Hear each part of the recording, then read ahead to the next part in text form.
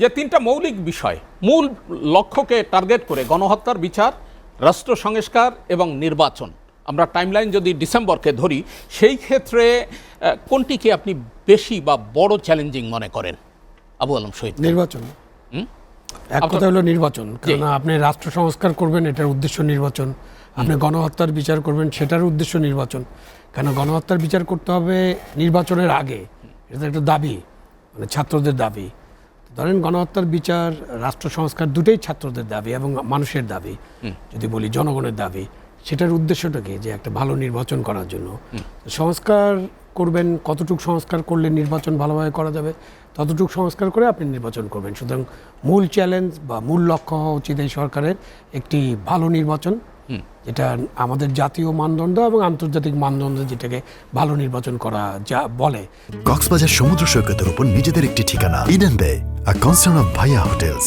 তো সেটাতে আমরা অনেক শব্দ ব্যবহার করতে পারি, উৎসব মুখর, শান্তিপূর্ণ, এবং জনগণের অংশগ্রহণ, প্লেইং ফিল্ড, জনগণের অংশগ্রহণ, ঠিকমতো জনগণ যাতে ভোট দিতে যেতে পারে, ভোট কেন্দ্র থেকে ইন ওয়ান পিস যেতে ফেরত আসতে পারে, ভোট কেন্দ্রে ভোট গণনা যেন সুষ্ঠুভাবে হয়, এবং আমাদের যারা ভোটের দায়িত্বে থাকবেন তারা যেন আইন অনুযায়ী দায়িত্বটা পালন করেন এবং তাদেরকে যেন সেই সুরক্ষাটা দেওয়া হয়। অর্থাৎ দিনের ভোট যেন রাতে না হয়। হ্যাঁ, দিনের ভোট রাতে তো হতেই পারবে না। আপনি প্রশাসনের সর্বোচ্চ পর্যায়ে ছিলেন এবং এই যে দীর্ঘদিন প্রশাসনের উপরে যে কালিমাটা লেপন হয়ে আছে, এই যে দিনের ভোট রাতে করা কিংবা সরকারের পক্ষে নির্বাচনী প্রক্রিয়ার সঙ্গে সম্পৃক্ত থাকা, তার প্রক্রিয়ার অংশ হিসাবে 14, 18 এবং 24-এর নির্বাচনে যারা রিটার্নিং কর্মকর্তার দায়িত্ব পালন করেছেন, এরকম বেশ কজনকে এরই মধ্যে তাদের বিরুদ্ধে ব্যবস্থা নেওয়া হয়েছে। এই বিষয়টাকে আপনি কিভাবে দেখেন?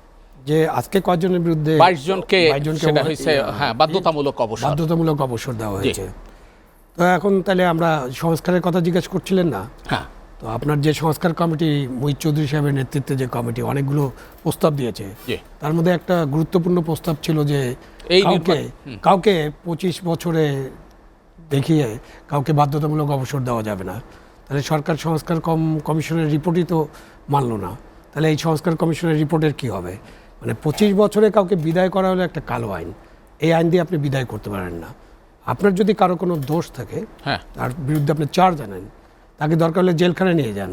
আপনি ইচ্ছা করলে ডিপার্টমেন্টাল চার্জও আনতে পারবেন। আপনি যদি তার অন্য কোনো ইনভলভমেন্ট থাকে, তাদের ক্রিমিনাল প্রসিডিংস করতে পারবেন। আপনি সেটাই জাতির কাছে দেন না। আপনি এইভাবে কেন মানুষের চাকরি নেবেন?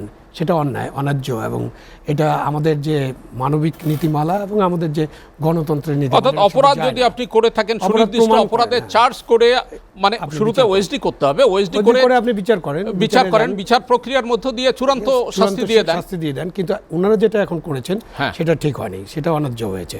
এখন আপনি রিটার্নিং অফিসার, এখন আমরা আলোচনা করি যে আমাদের যে নির্বাচনগুলো হয়েছে, আপনি 14, 18 এবং 24-এর নির্বাচনের কথা বলেছেন। এই নির্বাচনগুলো কি শুধু রিটার্নিং অফিসারই পরিচালনা করেছে? এই নির্বাচনে 12 থেকে 14 লক্ষ গণকর্মচারী ছিল।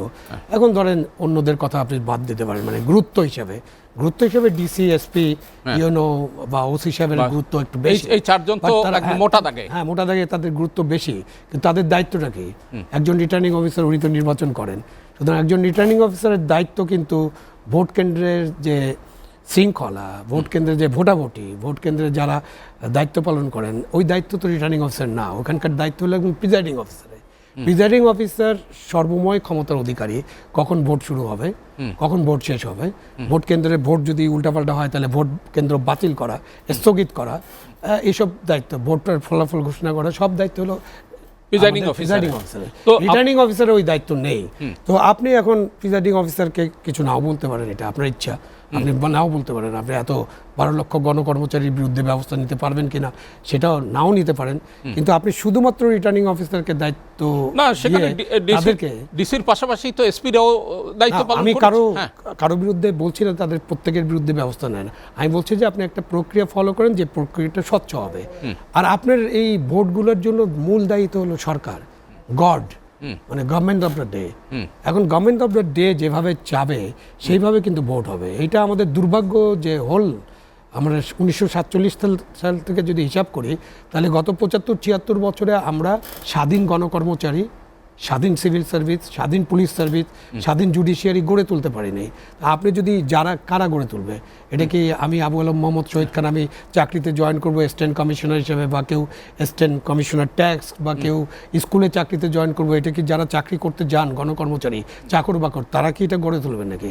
এটা গড়ে তোলার দায়িত্ব হলো রাষ্ট্রের, এবং রাষ্ট্র যারা পরিচালনা করেন তাদের। আপনি ৭৬ বছর ধরে, আমি ৪৭ সাল থেকে ধরছি, ৭৬ বছর ধরে আপনি এটা করলেন না করে এখন আপনি বলছেন যে এরাই সব দায়ী। আপনি আগে নিজেকে ঠিক করেন, আপনি দেশ চালানোর বিষয়টা ঠিক করেন, আপনি সরকার আপনি আগে ঠিক করেন যে আমাদের ন্যায়ানুগভাবে আমরা একটা সিভিল সার্ভিস চাই, গণকর্মচারী চাই। যে কারণে গণকর্মচারী সৃষ্টি হয়েছে এর কারণ তার আলোচনা করার দরকার নেই, কেন এই সৃষ্টির কারণটা হচ্ছে যে একটা দলীয় সরকার বা একটা রাজনৈতিক সরকার। ইভেন কুইনের সময় তো আইসিএস গড়ে তোলা হয়েছিল। চীনে 500-600 সালে সিভিল সার্ভিস চালু করে পরীক্ষা দিয়ে সিভিল সার্ভিসে নিয়োগ করা হতো। এমনকি রোম সাম্রাজ্যেও গণকর্মচারী ছিল। তো গণকর্মচারীর ধারণাটা কেন আলাদা এই জন্য যে সরকার যারা পরিচালনা করেন তারা অনেক সময় তাদের অনেক সীমাবদ্ধতা থাকে, অনেক ক্ষেত্রে তারা নিজের মতো করে সিদ্ধান্ত নিতে চান, যাতে একজন গণকর্মচারী থাকুক স্বাধীন।